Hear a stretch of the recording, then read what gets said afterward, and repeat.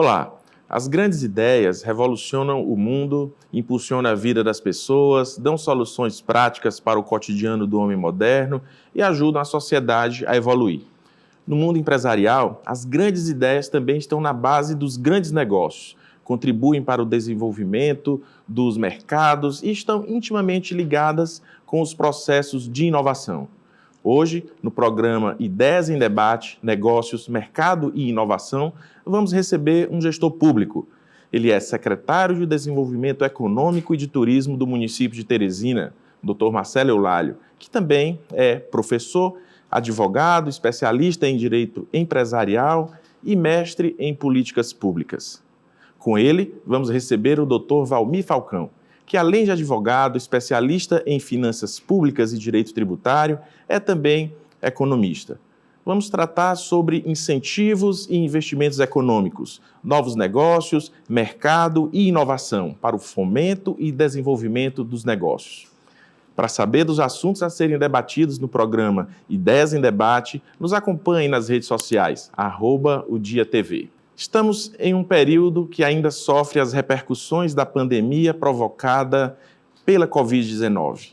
Todavia, essas repercussões ainda não são claras e não sabemos até onde esses efeitos têm influenciado no desenvolvimento econômico ou em que medida, por exemplo, houve uma efetiva retração das atividades econômicas. Segundo estudos realizados por instituições como o Instituto Brasileiro de Geografia e Estatística, IBGE, e a Fundação Getúlio Vargas, FGV, quando o assunto é produção de riqueza e serviços, os estados têm até se saído bem.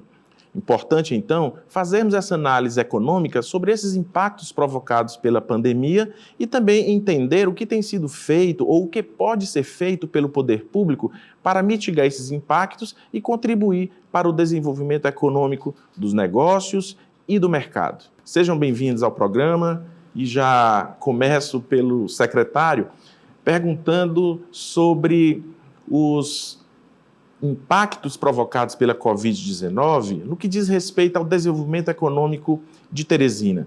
Já existe essa informação real? E como o senhor avalia as ações da sua pasta, a SENDEC, na atual gestão?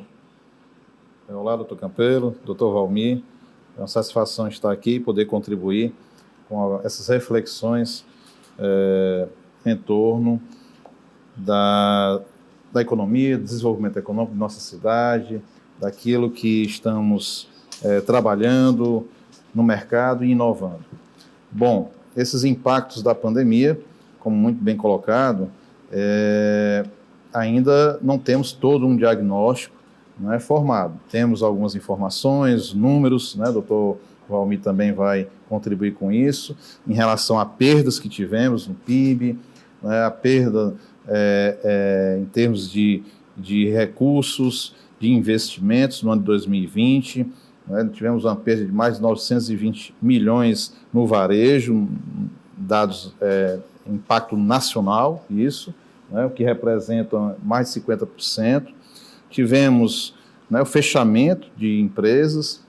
No ano de 2020, tivemos um saldo acumulado de aproximadamente 3.200 empregos perdidos, formais. Ainda bem que tivemos uma recuperação rápida, entendemos que foi uma recuperação rápida. Já no início do ano 2020, começamos a recuperar alguns desses empregos formais, certo? No ano de 2021, desculpa.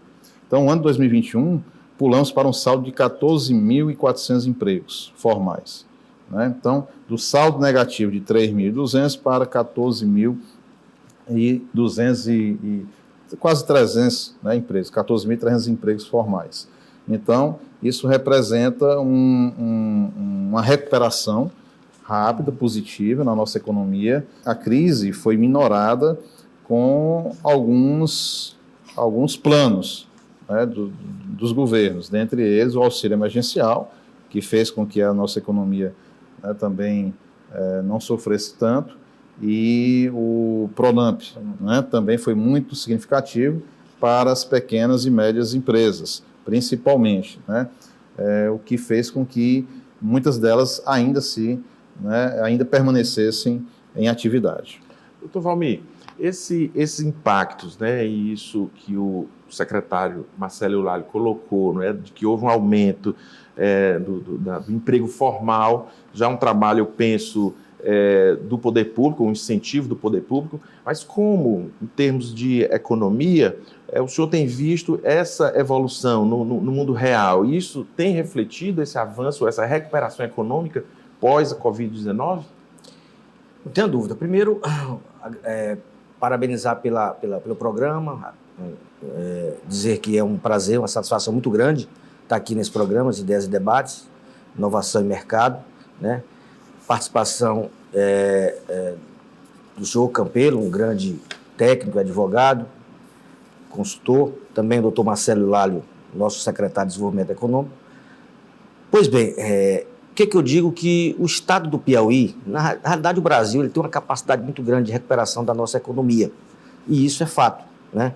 Ou seja, com a pandemia que ocorreu e houve um decréscimo aí, oferta de trabalho, mercado de trabalho, e houve, por assim dizer, uma ação do setor público, né? Principalmente com o auxílio, né?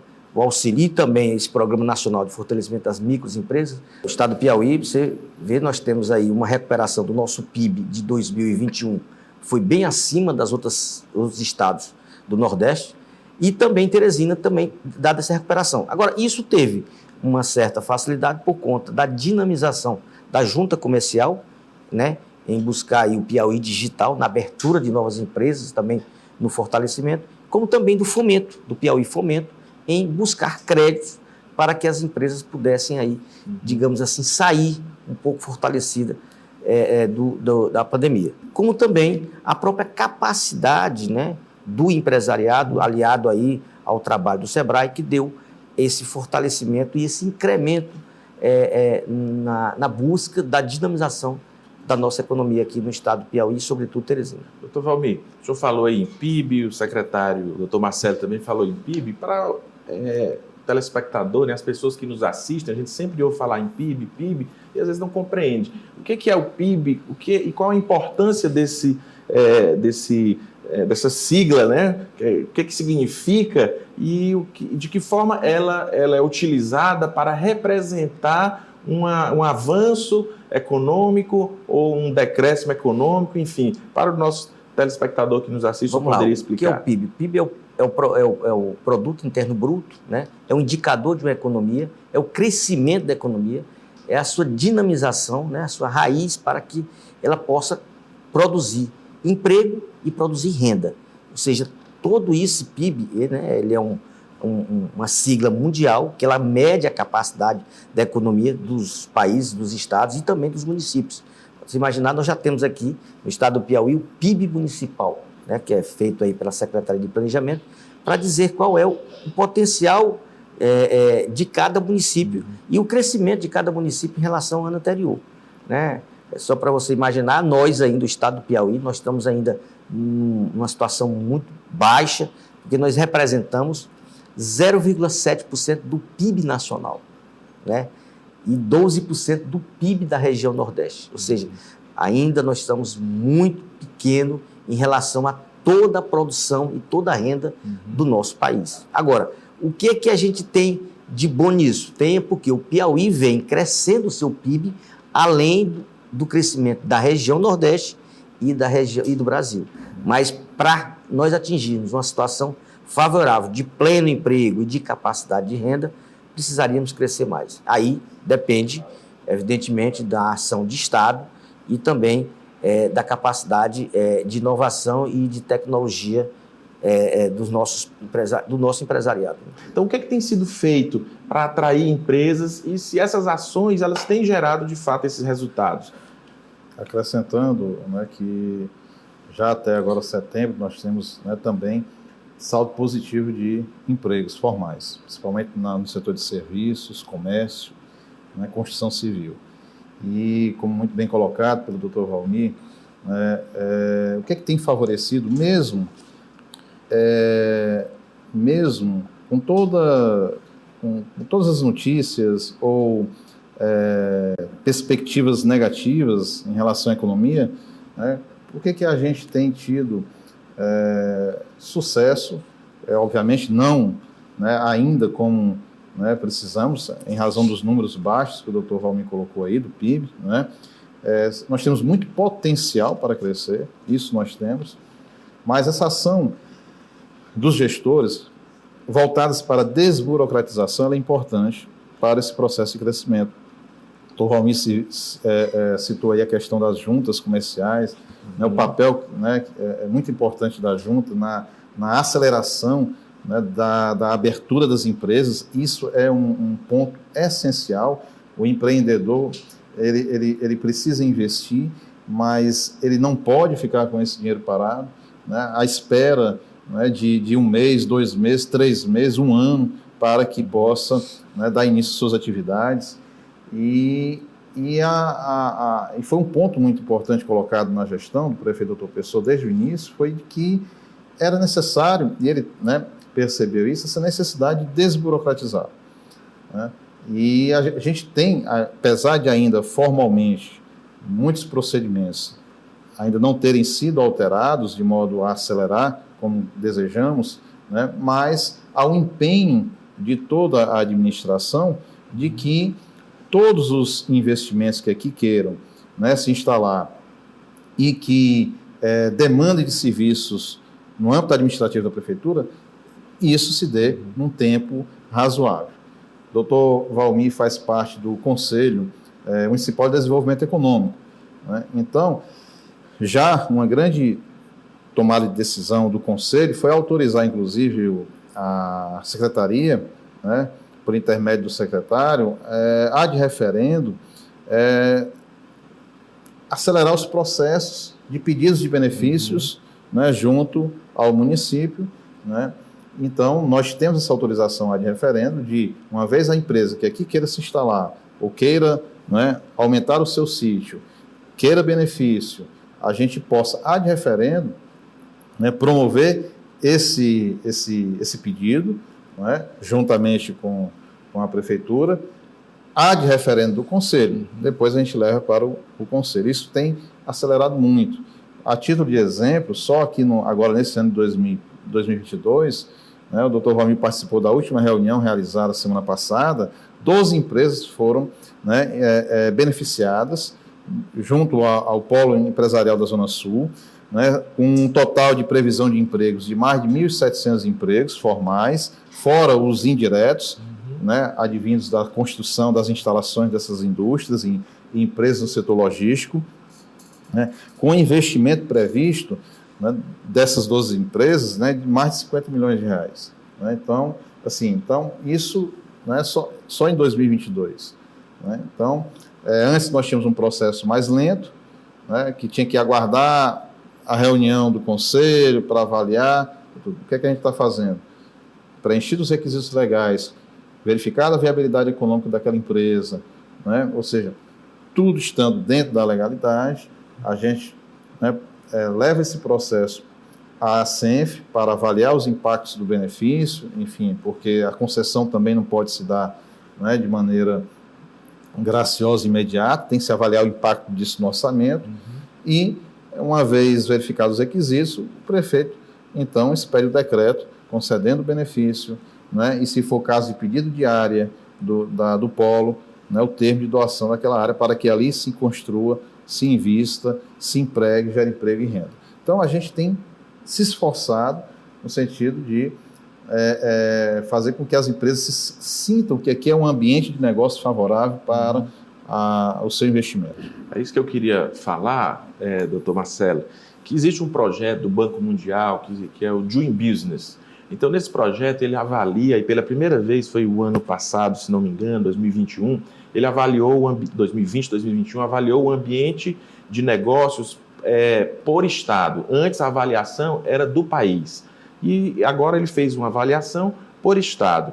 E o Piauí ficou bem colocado nessa avaliação por estado, salvo em algumas das situações que eram ainda muito burocráticas.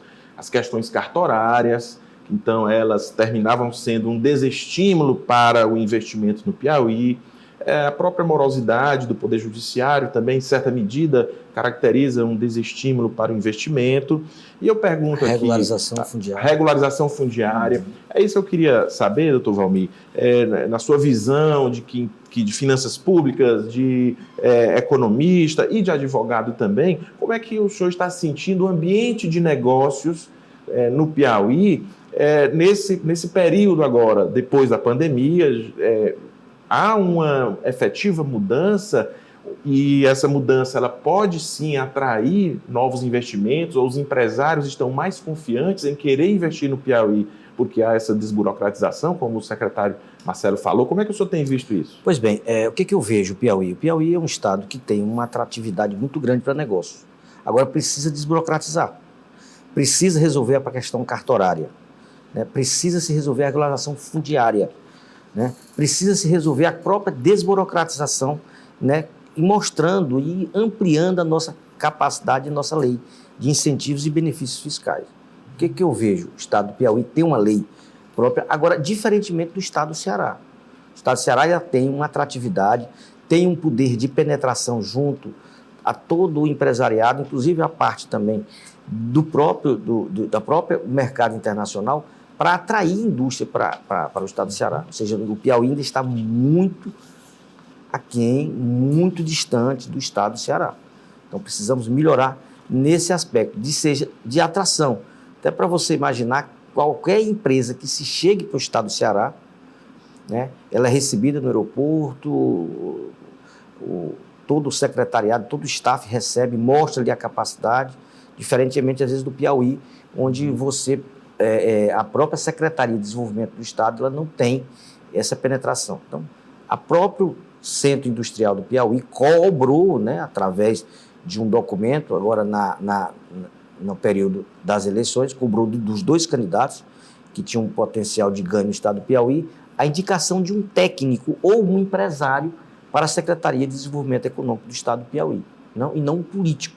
Por quê? Porque se ele teria mais uma noção, um poder de atração mais nessa área, né? Então, eu também vejo que é fundamental que o próximo governador do estado do Piauí ele abra, né, a Secretaria de Estado de Desenvolvimento Econômico para uma pessoa ligada ao empresariado ou um técnico, no sentido de buscar mais atratividade e mostrar a potencialidade do Piauí e o ambiente de negócio nessa atração de indústrias e empresas. Até porque, como o doutor Marcelo falou, o município de Teresina, através dos seus polos industriais, tem avançado muito, né, na infraestrutura, na rede de energia, na questão, por exemplo, da própria fibra ótica, e também estudo de viabilidade de um novo polo, né, no anel viário, que seria um polo mais atrativo, e aí seria uma união do município de Teresina, nossa capital, com o estado do Piauí,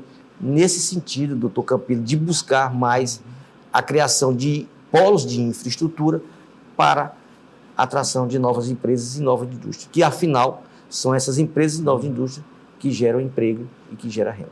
E queria chamar agora para nós apresentarmos um quadro, As Mulheres Empreendedoras. Nós sabemos o quanto a mulher tem sido protagonista, tem assumido um papel relevante no nosso estado, no país de um modo geral, e o nosso programa abre esse espaço para as mulheres empreendedoras.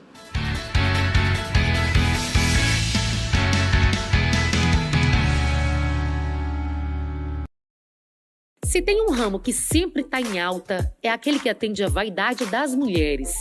A crise financeira foi uma realidade sim na pandemia, mas vocês já perceberam que os salões de beleza, lojas, sapatarias sempre tinham boa movimentação de clientes? É como se fosse assim, falta grana para muita coisa, mas sempre tem como dar uma prioridade para aquilo que faz as mulheres se sentirem melhores e mais bonitas. E teve muita gente que percebeu isso. Foi o caso da Emanuele.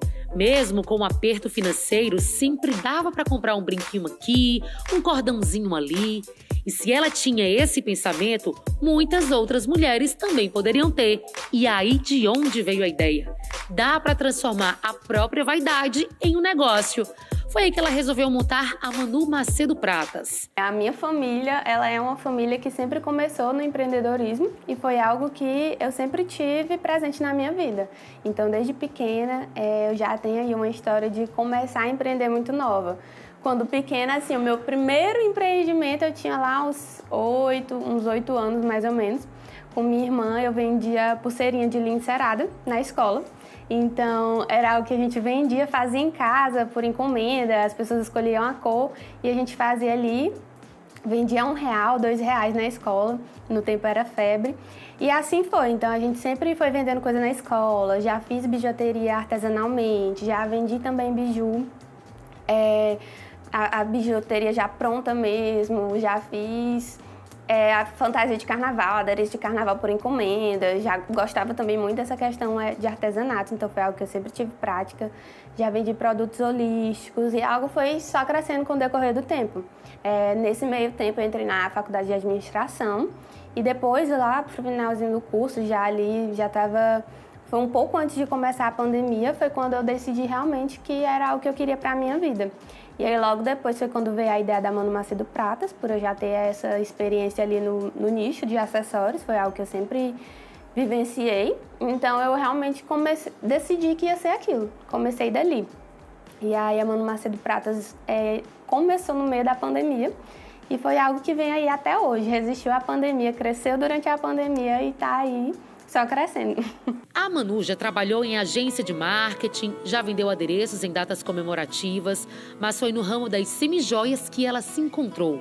Começou as vendas devagarinho e deu tão certo que já não estava mais conseguindo fazer o trabalho sozinha. E é aí onde entra a Ana Thaíssa nessa história, que pode ser resumida da escola para a vida. Duas meninas sonhadoras que trocavam confidências, compartilhavam momentos de alegria e que hoje são sócias. No momento de escola, não. A gente nunca teve essa pretensão. A gente sempre tinha destinos, assim, planos bem diferentes. Só que durante a vida, né, entramos na faculdade, conhecemos outras pessoas, tivemos outras experiências. A Manu sempre teve mais esse lado aguçado do empreendedorismo. Eu também já tive um pouco, mas não tanto quanto ela. E eu comecei a vender rasteirinhas, sandálias, depois passei a vender semijoias. E aí foi quando a gente teve a ideia de se juntar, de falar assim, olha, vamos nos juntar, você fica com uma parte, eu fico com outra, e assim a gente se junta e dá tudo certo, né? E assim tem realmente, desde então, dado muito certo, porque o que falta em mim, a Manu tem de sobra, e o que falta na Manu, eu tenho de sobra, modéstia à parte. E é mesmo um trabalho em equipe, uma dependendo da outra para conseguir realizar um bom trabalho e deixar o cliente satisfeito. Ana tira as fotos, posta, faz a divulgação das peças e a Manu faz mais a parte do atendimento personalizado. O perfil do Instagram já tem mais de 6.000 seguidores. Mas mesmo com uma parceria tão firme, é preciso ter jogo de cintura para enfrentar os desafios. A gente lida com as pessoas à distância, é totalmente diferente do físico. Você cria um vínculo ali com o cliente, que você consegue conversar, explicar, mostrar a peça. E a pessoa consegue estar ali vendo aquilo, pegando, sentindo. E no online a gente tem que passar isso, a gente tem que criar esse vínculo de uma forma totalmente online. Muitas das vezes as pessoas não nos conhecem, né? Chega ali no perfil, às vezes não tem um vídeo nosso falando naquele dia, mas a gente sempre tenta estar ali, gravar um vídeo, tornar aquilo mais íntimo, mais pessoal e ter realmente essa conexão, que é o difícil ali no online, realmente. E essa é uma pequena parte da história de duas meninas jovens, de apenas 23 e 25 anos, que mesmo tão novas, já têm no sangue o espírito empreendedor e que também têm a maturidade que falta em muitos. Não deixar a amizade interferir nos negócios. A gente consegue separar muito bem, por incrível que pareça. Esse era um dos nossos medos, assim, que a gente tinha. A gente ficava bem receosa no início, com medo de não conseguir ter essa distinção, mas a gente entendeu que uma coisa é o profissional, outra coisa é a amizade, e a gente consegue lidar super bem com isso. A pretensão é só crescer, aumentar o nosso e-commerce. A gente já faz envios para fora do Piauí, para cidades de dentro do Piauí, mas também para outras cidades do Brasil todo. E a intenção é só melhorar esse e-commerce, a logística de entrega, a logística de distribuição, os pontos de distribuição que a gente tem, para realmente expandir o e-commerce.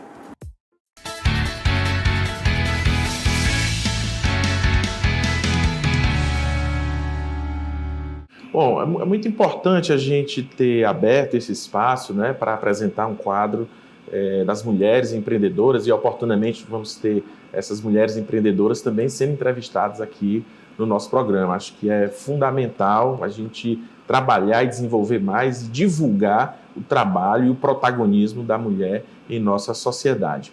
E eu quero voltar aqui, doutor Marcelo, fazer uma pergunta sobre como e o que tem sido feito para criar esse ambiente de negócios, né, de oportunidade de negócios aqui dentro do município de Teresina. Não só para atrair esses investimentos, mas para aqueles que já estão aqui dentro do município, aqueles pequenos empreendedores. Tem sido feita alguma ação em alguma área específica na sua pasta? Como é que tem sido esse comportamento aí do município e da sua secretaria? Eu quero só, antes de responder a sua pergunta, fazer uma parte que o prefeito Doutor Pessoa, também preocupado com o empreendedorismo da mulher, né, nós criamos o selo Tereza Cristina, que homenageia as empresas, né, que promovem políticas de igualdade de gênero, né, e fortalece o mercado de trabalho para as mulheres. Então, só essa é a parte aí, né, que é importante. Muito importante essa iniciativa do prefeito Doutor Pessoa, né, sem dúvida alguma. E esse selo ele é promovido pela SENDEC juntamente, né, com a Secretaria Municipal de Políticas Públicas para Mulheres. Parabéns, doutor Marcelo, aí. Transmito os parabéns também ao nosso prefeito de Teresina. Bom, também retomando aqui a questão do ambiente de negócios, né, o que é que faz? A gente está trabalhando, né, em que sentido para melhorar esse ambiente de negócios, não é isso? O doutor Valmir colocou da importância dessa relação entre o poder público e a iniciativa privada. Né? Desde o início da gestão, tivemos sempre a preocupação de manter as portas abertas da Secretaria para todo o empresariado. É importante a gente ouvir as demandas do empresariado, em que sentido a gestão municipal ela pode melhor trabalhar, melhor concentrar seus esforços e recursos, né, para aquilo que realmente, né, o mercado precisa. Então, a gente precisa entender, né, a gente precisa estabelecer esse diálogo para, a partir dele, identificar essas demandas e trabalhar nessas demandas. Então, nós temos trabalhado juntamente com a CIEP, com a Federação do Comércio, com o setor logístico, né, setor de indústria, setor logístico, e nessas conversas a gente vai identificando algumas demandas e tentando trabalhar nelas. Pois bem, o que é que a gente precisa? A gente precisa de infraestrutura. O que é que o empresário precisa? Infraestrutura. De um lado, o município quer emprego, né, porque gerando emprego e renda, obviamente impacta no desenvolvimento socioeconômico, que é o nosso objetivo, certo? E a gente trabalha com a infraestrutura. O doutor Valmir tem acompanhado, junto lá ao Conselho Municipal de Desenvolvimento Econômico, que foi uma preocupação nossa desde o início, otimizar as áreas que não estavam sendo ocupadas no Polo Empresarial Sul. Algumas empresas, né, haviam sido beneficiadas, agraciadas, né, tendo recebido áreas para investir e não investiram.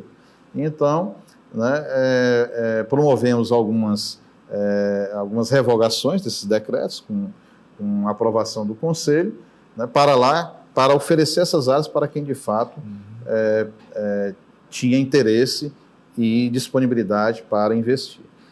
Ouvimos os empresários do setor industrial, né, do setor comercial.